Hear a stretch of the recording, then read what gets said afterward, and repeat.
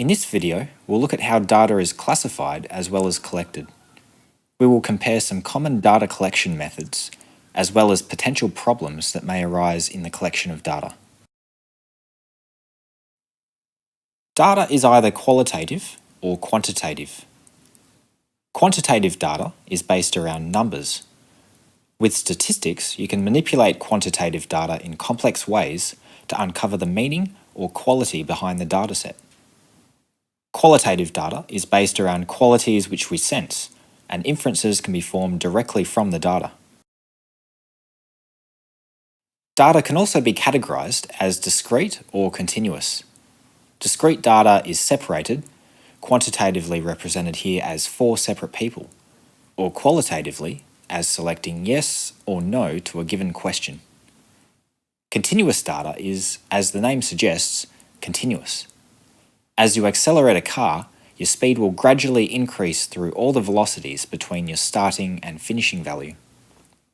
Colours on a spectrum continuously merge from one colour to the next. Qualitative data can be further classified into whether it is ordinal or nominal data. Ordinal data can be ordered into a sequence, whereas with nominal data, there is no inherent order in which they should be arranged. All quantitative data is number-based and therefore ordinal. Data is selected from a target demographic. This is referred to as the population. The population may be male, female, Americans, Europeans, and so on. It's generally unfeasible to collect data from the entire population. Instead, a selection is made. This is referred to as sampling.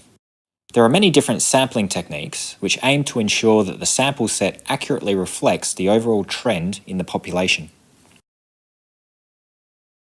Simple random sampling involves selecting members at random. This means each member of the population has an equal chance of being selected. Being selected for jury duty is an example of simple random sampling. Stratified sampling involves grouping the population into subcategories before taking random samples from each group. The number of samples taken from each group is dependent on the portion of the main population that group represents.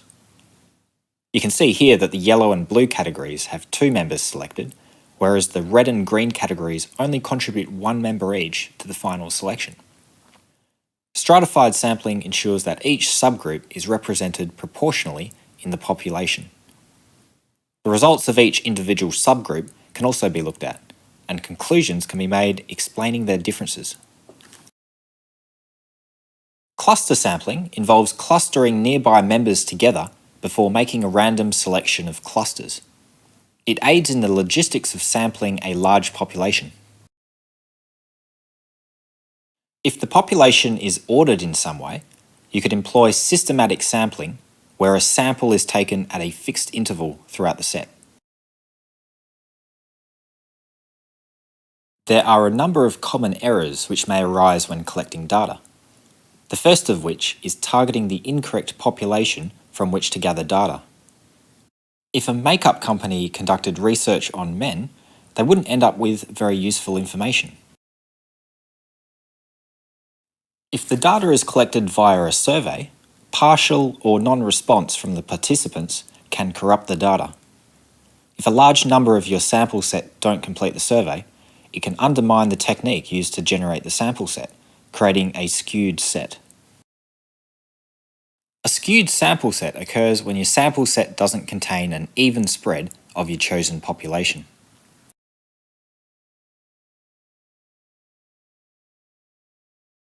A process error creates non-response or false results due to a malfunction in the collection mechanism.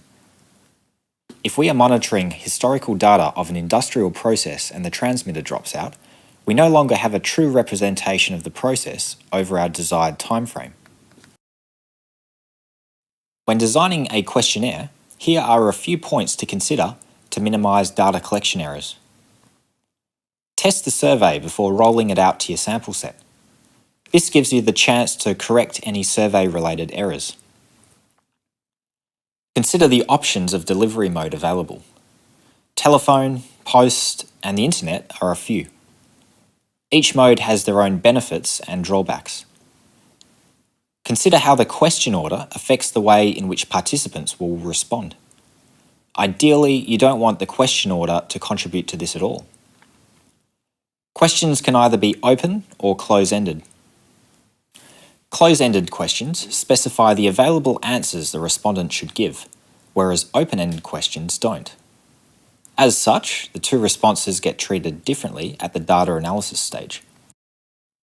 Each survey question should be testing one, and only one, underlying concept. If a single question relates to multiple concepts, it's unclear which concept motivated the participant's answer. Questions must also be clearly communicated to the participant for a valid response.